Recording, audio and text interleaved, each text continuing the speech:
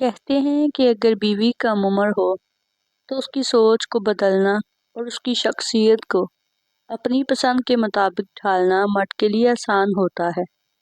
اس لیے مرد کم عمر عورتوں کو پسند کرتے ہیں، ورنہ عورت کی خوبصورتی تو تا دیر تک قائم رہتی ہے۔ میری بیوی کی عمر بھی مشکل 18 سال تھی۔ میں نے جب پہلی بار اسے دیکھا تو دیکھتے ہی دل دے بیٹھا۔ وہ کسی بچے سے بھی زیادہ معصوم تھی، جبکہ اس کی آنکھوں میں جھیل سی گہرائی تھی۔ میں نے اس کے گھر رشتہ بھیجا تو اس کے ماں باپ نے عجیب بات کر دی۔ عموماً ماں باپ اپنے بچوں کی برائی اس طرح بیان نہیں کرتے، لیکن صدیقی صاحب کی دیانتداری مجھے بہت پسند آئی تھی۔ انہوں نے صاف کہہ دیا، بیٹا، میں تمہیں حیا کا رشتہ دینے سے انکار تو نہیں کر رہا، لیکن میری بیٹی کو سجنے سنورنے کی عادت نہیں ہے۔ یہ اکثر ضد کرنے لگ جاتی ہے، پھر اس کی ضد کو پورا کرنا پڑتا ہے، ورنہ نہ یہ کھانا کھاتی ہے نہ کوئی بات کرتی ہے، تھوڑی نک چڑھی ہے، ابھی گھر کے کام بھی صحیح سے نہیں آتے۔ اگر اس عمر میں اس کی شادی کر دوں گا تو یہ اور بھی زیادہ ضدی ہو جائے گی۔ اس سے اچھا ہے تم چند سال انتظار کرو، کیونکہ تم اسے برداشت نہیں کر پاؤ گے۔ صدیقی صاحب جانتے تھے کہ میں ان کی بیٹی کو کس قدر پسند کرتا ہوں۔ میں نے انہیں یقین دلایا کہ مجھے اس بات کی کوئی پرواہ نہیں، میں اپنی بیوی کی پسند اپنے مطابق خود ہی بدل لوں گا۔ بہرحال کافی تردد کے بعد یہ رشتہ منظور کر لیا گیا۔ رخصتی اگلے سال طے پائی۔ میں نے بڑی مشکل سے گن گن کر اس دن کا انتظار کیا جب حیا میری دلہن بن کر میرے گھر کے آنگن میں اتری۔ میں تو اس کی خوبصورتی دیکھ کر حیران رہ گیا۔ اب وہ اور بھی زیادہ حسین ہو گئی تھی، مگر اس کی آنکھوں میں عجیب سی ویرانی تھی۔ وہ بار بار اپنی شادی کے جوڑے کو ہاتھ لگا کر دیکھتی، جیسے اسے یقین نہ آ رہا ہو۔ منہ دکھائی میں بھی میں نے اسے سونے کے زیورات دیے، جنہیں پہن کر اس نے ایک بار بھی نہ دیکھا۔ مجھے آپ کی محبت ہی کافی ہے، میں زیورات سے متاثر نہیں ہوتی۔ حیا کا یہ رویہ دیکھ کر مجھے اس کے والد کی بات یاد آئی، لیکن ایسی کیا بات تھی کہ حیا میرا تحفہ تک قبول نہیں کر پا رہی تھی اور شادی کے جوڑے کو اس قدر حیرت سے بار بار دیکھ رہی تھی کہ مجھے اس پر شک ہونے لگتا کہ کہیں یہ کوئی پاگل یا نفسیاتی مریضہ تو نہیں ہے۔ بڑی مشکل سے اس نے چند گھنٹے اس جوڑے میں گزار دیے اور پھر اٹھ کر سادہ کپڑے پہن لیے، اپنا میک اپ اتار لیا اور ہاتھ منہ دھو کر جائے نماز پر کھڑی ہو گئی۔ میں اسے حیرت سے دیکھنے لگا۔ یا تو یہ بہت نیک لڑکی ہے یا میرے سامنے نیک ہونے کا ڈرامہ کی جا رہی ہے، میں نے دل ہی دل میں سوچا اور کمرے سے نکل گیا۔ میرا موڈ آف ہو چکا تھا۔ شادی کی صبح میں نے حیا کو سادہ کپڑوں میں ملبوس دیکھا تو میرے ماتھے پر بل پڑ گئے۔ مجھے اب اس پر غصہ آ رہا تھا۔ حیا، اتنی بھی سادگی اچھی نہیں، تم تو جانتی ہو مجھے فیشنیبل لڑکیاں پسند ہیں۔ آج شام کو ہماری دعوت ہے، تمہیں اس طرح نہیں کرنا چاہیے۔ خوبصورت لگنا ہر ایک کا حق ہے، اور پھر تم تو اچھی خاصی شکل و صورت کی مالک ہو، کیوں اپنا حلیہ بگاڑ رہی ہو؟ میری بات پر حیا مسکرا کر بولی، میں آپ کی ہر بات مانوں گی سالار، لیکن اس کے لیے ایک شرط ہے۔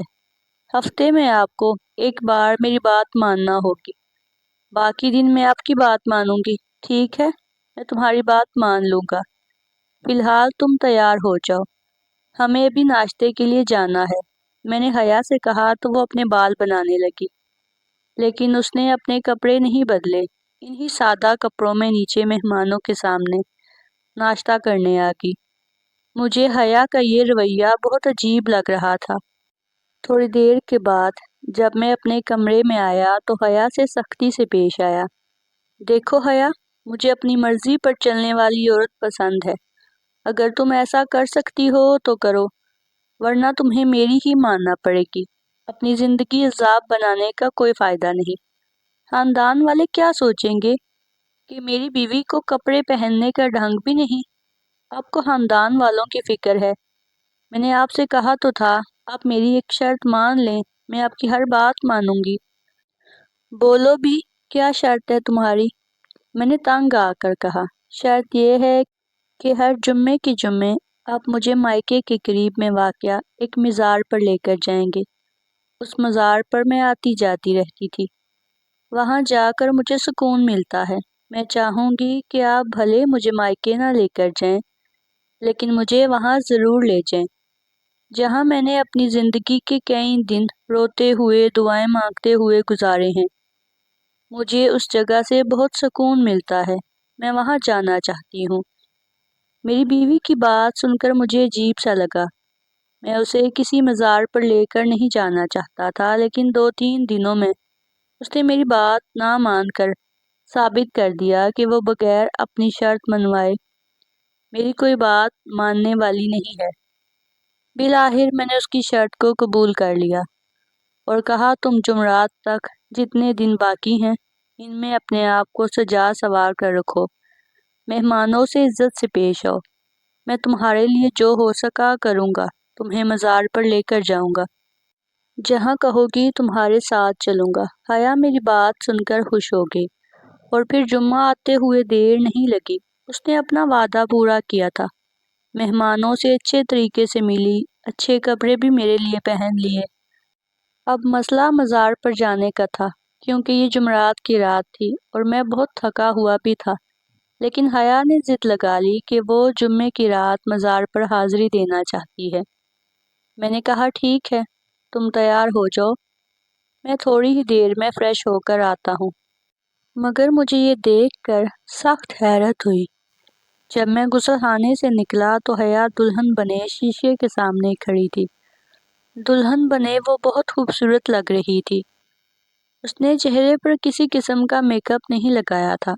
ایسا لگ رہا تھا جیسے آج ہی حیا کی شادی ہوئی ہے۔ حیا، تم نے یہ شادی کا جوڑا کیوں پہن رکھا ہے؟ میں نے حیرت سے اسے دیکھ کر پوچھا۔ آپ نے تو کہا تھا آپ میری ہر شرط مانیں گے، وہ بھی بنا کوئی سوال جواب کیے۔ اس نے مجھے میرا وعدہ یاد دلایا۔ لیکن میں نے تمہیں یہ تو نہیں کہا تھا تم میری شادی کا جوڑا پہن کر کہیں جاؤ اور میں تم سے سوال بھی نہیں کروں گا۔ میں اور کہیں نہیں جا رہی سالار، صرف اور صرف اپنے گھر کے قریب واقع اس مزار پر جا رہی ہوں۔ مجھے وہاں کچھ ضروری کام ہے۔ ایسی کوئی بات نہیں جس پر آپ کو پریشانی ہو۔ شادی کا جوڑا میرے دل کے بہت قریب ہے، بس اسی لیے اسے پہنا ہے۔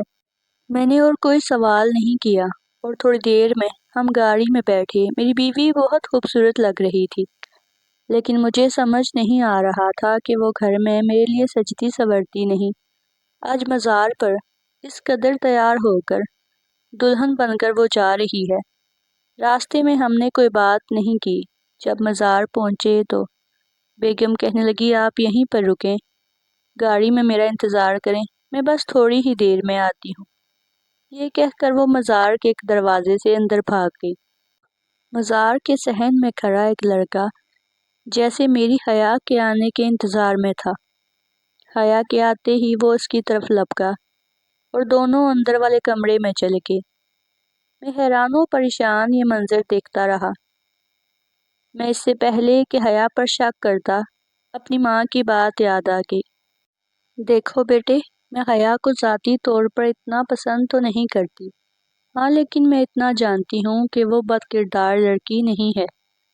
اس کی تم میں عدم دلچسپی صرف اور صرف اس کا بچپنا ہے، ورنہ وہ ایک باحیا لڑکی ہے۔ اماں کی بات سے میں مطمئن ہو گیا تھا۔ میری بیوی تقریباً 1-2 گھنٹے مزار کے اندر ہی موجود رہی۔ آج مزار میں معمول سے زیادہ رش تھا، اس لیے میں اندر نہیں جا سکا۔ تقریباً 2-3 گھنٹے گزرنے کے بعد مزار کے اسی دروازے سے وہ مجھے باہر آتی دکھائی دی۔ میں نے حیرت سے اس کی طرف دیکھا، جبکہ چہرہ خوشی سے بھرپور تھا۔ البتہ اس کی وجود کو دیکھ کر مجھے خوشی ہوئی، جہاں اب وہ عروسی جوڑا نہیں بلکہ عام سا سفید رنگ کا لباس تھا۔ حیا، تم ہماری شادی کا جوڑا کہاں چھوڑ آئی ہو؟ وہ گاڑی کے قریب آئی تو میں نے اس سے گاڑی میں بیٹھتے ہی فوراً سوال کیا، شادی کا جوڑا میں نے کسی کو دے دیا ہے، اللہ ہمیں اور دے گا۔ حیا، یہ تم یقیناً مذاق کر رہی ہو، تم اپنی شادی کا جوڑا کسی کو نہیں دے سکتی۔ وہ جوڑا بہت خاص ہے، میں نے اتنی محبت سے بنوایا تھا، کیا تم سب بھول گئی؟ میں نے حیا کو یاد دلانے کی کوشش کی، مگر اس نے میری کسی بات پر کان نہیں دھرے۔ کہنے لگی کہ میں نے کوئی غلط بات نہیں کی، میں نے اپنا جوڑا ایک سہیلی کو دیا ہے، وہ اپنی شادی نمٹا کر واپس دے دے گی۔ حیا کی اس بات پہ مجھے اس پر شک سا ہوا۔ میں اس مزاور اور حیا کے ساتھ کمرے میں جانے پر بہت زیادہ شک و شبہات کا شکار ہو گیا تھا۔ میں نے حیا کو وہیں بیٹھنے کا کہا اور خود گاڑی سے اتر کر مزار میں موجود ایک ایسے شخص کے پاس پہنچا جو تقریباً 2 گھنٹے سے وہیں بیٹھا آتے جاتے لوگوں کو دیکھ رہا تھا۔ اس سے پہلے 2-3 بار اس کی نظر مجھ پر پڑ چکی تھی۔ وہ جانتا تھا کہ میں گاڑی میں کس کا انتظار کر رہا ہوں۔ میں نے اسے ساری حقیقت مختصر بتا کر پوچھا کہ کیا تم نے کسی دلہن کے لباس میں ملبوس عورت کو یہاں سے اندر جاتے دیکھا ہے؟ خوش قسمتی سے وہ میری بیوی کو پہلے سے ہی جانتا تھا، لیکن اس نے مزید کچھ بتانے سے انکار کر دیا۔ کہنے لگا حیا نے مجھے منع کیا تھا کہ میں اس بارے میں کسی کو نہ بتاؤں۔ اب تم مجھے زبردستی یہ نہیں کہہ سکتے کہ میں تمہیں اس کے بارے میں خواہ مخواہ ہی کوئی بات بتاؤں۔ وہ اگر تمہاری بیوی ہے تو تم اسے سنبھال لو، میں تمہاری مدد نہیں کر سکتا۔ بوڑھے کا ٹکا سا جواب سن کر میں واپس گاڑی میں آ کر بیٹھ گیا۔ یہاں تو سب لوگ حیا کو جانتے تھے، لیکن کس حوالے سے یہ میں نہیں جانتا تھا۔ بہرحال مزار سے آنے کے بعد حیا بہت خوش تھی۔ وہ گھر آئی تو کہنے لگی آج آپ نے میری خوشی پوری کر دی۔ مجھے اتنے برسوں کے بعد وہ سکون ملا جو میں سوچ بھی نہیں سکتی تھی۔ بس آپ سے 1-2 فرمائشیں اور کروں گی، اس کے بعد بھلے آپ مجھے اپنی غلام بنا کر رکھیں۔ میں آپ سے کچھ نہ مانگوں گی، نہ ہی کسی بات پر کوئی اعتراض کروں گی۔ یکدم اس کا رویہ بدل گیا تھا جو پہلے ہی مجھے کسی شک میں ڈال رہا تھا۔ اچھا بولو، کیا بات ہے؟ میں نے نرمی سے پوچھا تو حیا کی فرمائش سن کر میرے کانوں سے دھواں نکلنے لگا۔ اس نے شادی کا جوڑا لینے کی فرمائش کی تھی۔ مجھے تو اب یہ پوری دال ہی کالی لگ رہی تھی۔ دال میں کالا تو بہت چھوٹی بات ہے۔ بہرحال اپنی کم عمر بیوی کو سنبھالنا کوئی بڑی بات نہیں تھی۔ میں نے سوچ لیا تھا کہ میں اپنی بیوی کا پیچھا کروں گا، مکمل تحقیق کے بعد ہی اس پر کوئی شک یا بہتان کی بات ہوگی، ورنہ اس طرح مجھے بنا تحقیق کوئی بات نہیں کرنی چاہیے۔ اگلے دن میں نے بیوی کو وہ جوڑا دلوایا جس کی اس نے ضد کی تھی۔ دلہن بن کر وہ بہت خوبصورت لگ رہی تھی، لیکن اب کی بار اس نے وہ جوڑا پہنا نہیں، بلکہ اسے اتار کر ایک اچھے سے شاپر میں رکھ دیا اور مجھے کہنے لگی چلیں، کافی دیر ہو گئی ہے۔ میں حیا کو لے کر مزار پر تو چلا گیا، لیکن اس بار میں نے ٹھان لی تھی کہ اس شخص کو ڈھونڈ کر نکالوں گا جس سے حیا ملنے، باتیں کرنے یا پھر یہ جوڑا دکھانے آتی ہے، کیونکہ کوئی تو تھا جو اس کی زندگی میں تھا، ورنہ حیا اپنے شوہر کو نظر انداز کر کے شادی کا جوڑا پہن کر مزار پر کیوں آتی؟ آج بھی حیا نے ایک بیگ میں شادی کا جوڑا ڈال کر رکھا ہوا تھا جو وہ اپنے ساتھ لے کر آئی تھی۔ اس کا مطلب اندر جا کر اس نے یہ جوڑا پہنا ہے۔ میں نے دل میں سوچا، جب حیا گاڑی سے اتر کر مزار کی طرف بڑھی تو میں بھی اس کے پیچھے پیچھے ہو لیا۔ آج میں اس کا راز جان کر رہوں گا، میں نے سوچا، اور حیا کے اندر جاتے ہی اس دروازے کے قریب جا کر کھڑا ہو گیا جہاں سے حیا اندر گئی تھی۔ وہاں پر 2 عجیب و غریب قسم کے آدمی کھڑے تھے۔ مزار کا یہ حصہ قدرے ویران تھا، یہاں پر لوگ بھی نہیں تھے اور جگہ بھی پرسکون تھی۔ میں اس دروازے سے اندر جانے لگا کہ ایک آدمی نے آگے بڑھ کر مجھے روک لیا۔ آپ اندر نہیں جا سکتے، یہاں صرف اجازت لے کر ہی اندر جایا جا سکتا ہے، اس آدمی نے کہا تو میں اس پر چلا اٹھا، تم کون ہوتے ہو مجھے روکنے والے؟ ہاں، میری بیوی اندر گئی ہے، میں اسے لینے کے لیے یہاں آیا ہوں، تم مجھے روک نہیں سکتے۔ یہاں کوئی شادی شدہ عورت نہیں آتی، جو آتی ہیں وہ کنواری ہوتی ہیں۔ اب اگر اپنی بیوی سے ملنا ہے تو پہلے نکاح کرنا ہوگا۔ یہ کیا بکواس کر رہے ہو؟ میں نے اس آدمی کا گریبان پکڑ لیا۔ تم جانتے بھی ہو تم کس سے مخاطب ہو؟ میں شہر کا ایک مشہور بزنس مین ہوں۔ میری بیوی اندر گئی ہے۔ اب تم یہاں سے ہٹو گے یا تمہارا بھیجا اڑا دوں؟ میں نے اسے دھمکی دینے والے انداز میں کہا تو 2-3 لوگ اور بھی آ گئے۔ یہ شکل سے معتبر لگتے تھے۔ حضرت، آپ یہ کیا کر رہے ہیں؟ اچھے خاصے معقول لگتے ہیں۔ ایک آدمی نے آگے بڑھ کر مجھے ہٹانے کی کوشش کی۔ میں نے اسے بتایا کہ میری بیوی اندر گئی ہے۔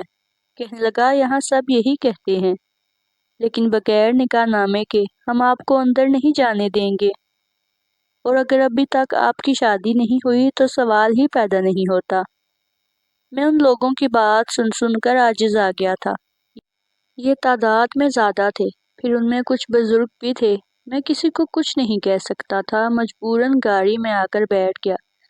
2-3 گھنٹے بعد حیا باہر نکلی، اسی طرح کے سادہ کپڑوں میں ملبوس۔ میں نے دیکھا کہ اس کے چہرے پر وہی معصومیت تھی، لیکن اب کی بار میں اس پر یقین کرنے والا نہیں تھا۔ اس کے گاڑی میں بیٹھتے ہی میں اس پر چلا اٹھا، حیا، یہ کیا طریقہ ہے؟ میں تمہاری پیچھے مزار پر آیا تو ان لوگوں نے مجھے وہاں پر کمرے میں داخل بھی نہیں ہونے دیا۔ تم مجھے یہ تو بتاؤ کہ تم وہاں کرنے کیا جاتی ہو؟ تمہارا شوہر ہونے کے ناطے مجھے یہ جاننے کا پورا حق ہے۔ آپ مجھ پر شک کر رہے ہیں؟ حیا نے پریشانی سے کہا، ہاں کر رہا ہوں۔ اگلی بار میں تمہارے ساتھ آؤں گا اور دیکھوں گا کہ تم یہاں کیا کرنے آتی ہو۔ اب یہ مت کہنا کہ تمہارا کام ختم ہو گیا ہے۔ میں حقیقت جانے بغیر پیچھے نہیں ہٹوں گا۔ میری بات پر حیا کی آنکھوں میں آنسو آ گئے۔ اس سے پہلے کہ وہ رونے دھونے کا ناٹک شروع کر دیتی، میں نے گاڑی آگے بڑھا دی۔ اب میری برداشت ختم ہوتی جا رہی تھی۔ 1-2 دن میں حیا یہ بات بھول گئی۔ میں مطمئن تھا کہ اب شاید حیا مزار پر جانے کی ضد نہیں کرے گی۔ چلو اگر اس سے کوئی غلطی بھی ہو گئی ہے تو میں اسے معاف کر دوں گا۔ لیکن جمعہ کا دن آتے ہی حیا نے ضد شروع کر دی کہ چلیں، مجھے دلہن کا جوڑا لینا ہے، آپ میرے ساتھ بازار چلیں۔ میں بہت زیادہ حیران ہوا، مگر اب کی بار میرا رویہ نرم تھا، کیونکہ حیا میرے ساتھ جانے پر راضی تھی۔ اسے کوئی اعتراض نہیں تھا کہ میں اس کے ساتھ جاؤں۔ تھوڑی دیر بعد بازار پہنچ کر ہم نے دلہن کا خوبصورت سا جوڑا پسند کیا اور ہم لوگ مزار کی جانب چل پڑے۔ حیا وہ جوڑا لیے بہت خوش تھی، لیکن اس کے چہرے پر پریشانی کے آثار بھی تھے۔ دیکھیں سالار، وہاں کسی مرد کو جانے کی اجازت نہیں ہے۔ میں آپ کو ساتھ تو لے کر جا رہی ہوں، لیکن آپ سے درخواست کرتی ہوں کہ آپ اپنی نظریں نیچی رکھیے گا۔ میں وہاں سب کو بتاؤں گی کہ آپ میرے شوہر ہیں، لیکن آپ میرا مان ضرور قائم رکھیے گا۔ حیا کی بات سن کر میں مطمئن ہو گیا۔ لگتا ہے میرا شک غلط ثابت ہو جائے گا۔ مزار پہنچ کر حیا نے مجھے اپنے ساتھ لیا اور اسی دروازے سے داخل ہونے لگی۔ اس نے ان لوگوں کو بتایا کہ میں اس کا شوہر ہوں۔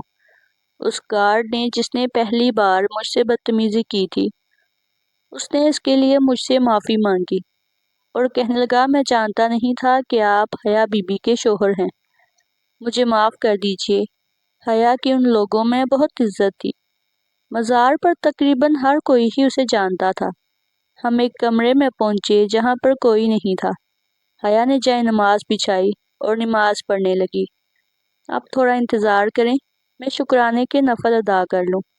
میں نے تہجد میں پڑھنے تھے، لیکن آنکھ نہیں کھلی۔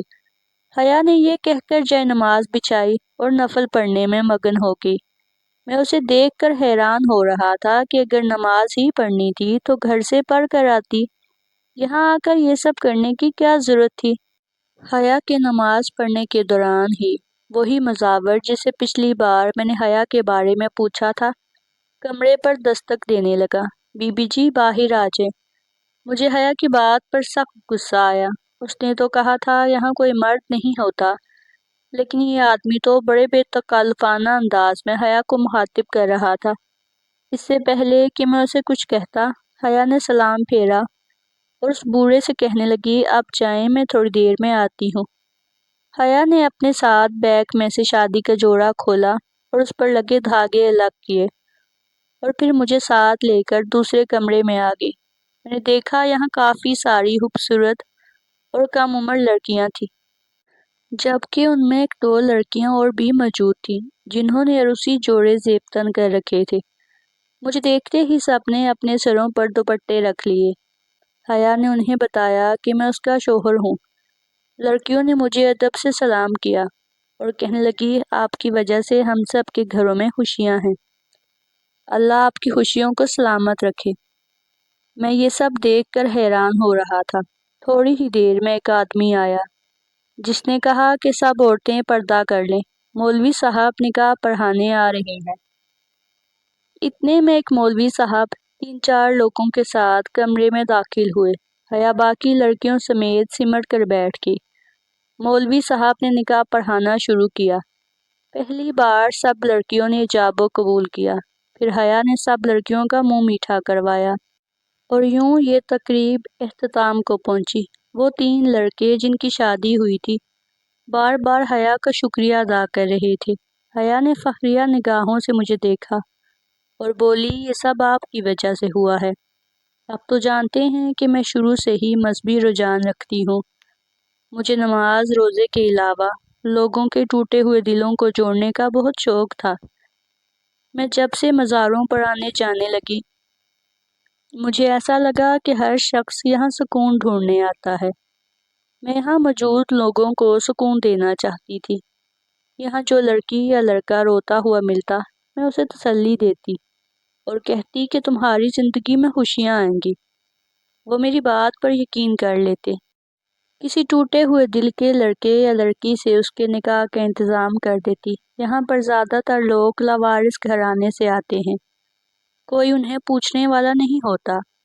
اس میں کیا برائی ہے کہ 2 لوگ آپس میں رشتہ ازدواج میں منسلک ہو جائیں تو وہ کئی گناہوں سے بچ جائیں گے۔ بس میں نے اپنی شادی کا جوڑا قربان کرنے کے بعد سے اس رسم کا آغاز کیا تھا۔ شادی کا جوڑا پہن کر میں اس لیے آئی تھی کہ میں اسے زیادہ دیر تک اپنے ساتھ رکھنا چاہتی تھی۔ میں اسے آخری بار پہننا چاہتی تھی۔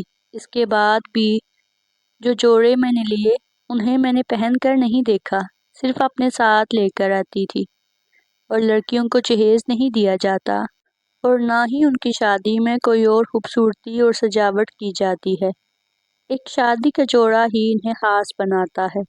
بس اسی لیے میں ہر ہفتے آپ سے شادی کا جوڑا مانگتی تھی، کیونکہ ہر ہفتے کسی نہ کسی کا نکاح ہوتا تھا۔ حیا نے یہ کہہ کر اپنی بات مکمل کی تو میں نے شرمندگی سے نظریں جھکا لی کہ میں نے اپنی بیوی پر شک کیا اور خواہ مخواہ اسے بد کردار سمجھا، حالانکہ وہ تو لوگوں کو گناہوں سے بچا رہی تھی۔ ناظرین، اگر آپ کو ہماری کہانی پسند آئی ہے تو ہماری کہانی کو لائک کریں، زیادہ سے زیادہ شیئر کریں، اور اگر ابھی تک آپ نے ہمارے چینل کو سبسکرائب نہیں کیا تو ہمارے چینل کو سبسکرائب کریں، بیل نوٹیفیکیشن کو آن کر لیں تاکہ آپ کو ہماری ہر کہانی کا نوٹیفیکیشن ملتا رہے۔